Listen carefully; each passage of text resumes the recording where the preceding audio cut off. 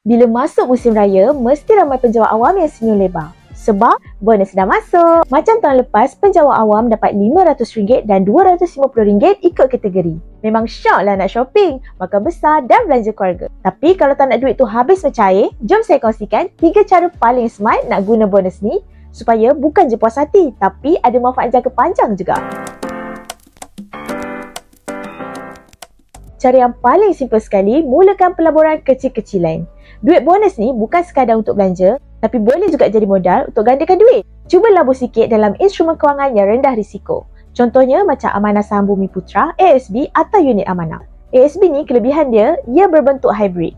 Maknanya, ia adalah pelaburan seperti simpanan. Tak perlu modal besar, tapi boleh jana keuntungan secara perlahan-perlahan. Bagi anda yang berminat dengan unit amanah pula, konsepnya pun sama dengan ASB tadi. Cuma beza dia, keuntungan ASB dapat dilihat melalui bonus dan dividen ASB yang diumumkan setiap tahun, manakala pelaburan unit trust akan dapat faedah pelaburan dalam bentuk dividen atau kenaikan harga unit amanah yang telah dibeli. Kalau nak main saham pun boleh, tapi pastikan pilih saham yang stabil.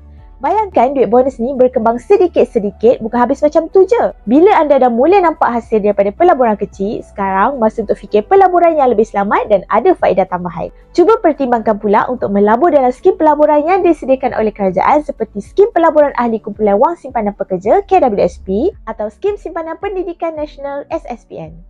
Skim pelaburan ahli KWSP misalnya, ia bukan je boleh bantu tambah simpanan hari tua, tapi ada juga menawarkan dividen yang lebih kompetitif. Kalau kita semak kadar dividen KWSP bagi tahun 2024 dah mencatat naik sehingga 6% untuk simpanan konvensional dan 5.8% untuk simpanan syariah. Berbeza dengan tahun sebelumnya. Begitu juga dengan SSPN, bukan je selamat untuk simpanan masa depan pendidikan anak-anak anda. Bahkan dapat pelepasan cukai sekali.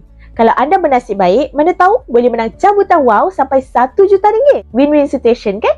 Lepas kita pastikan simpanan makin bertambah, satu benda paling penting yang ramai lupa ialah tabung kecemasan. Jangan skip yang ni tau. Jangan tunggu sampai sesak barulah kita nak gelabah. Kita tak tahu bila nak kena guna waktu kecemasan. Sebab itulah tabung kecemasan ni wajib ada. Jangan sampai kena korek duit simpanan sebab terdesak. Ambil sikit daripada bonus raya dan letak dalam simpanan kecemasan. Pilih pelaburan yang mudah cair macam ASB atau akaun simpanan fleksibel. Kalau dah ada duit standby, hati pun tenang. Tak perlu panik kalau tiba-tiba ada kecemasan. Dah ada pelaburan, simpanan kerajaan dan tabung kecemasan. Confirm lebih bersedia untuk masa depan. Ingat, duit tak tunggu kita, tapi kita boleh kawal duit.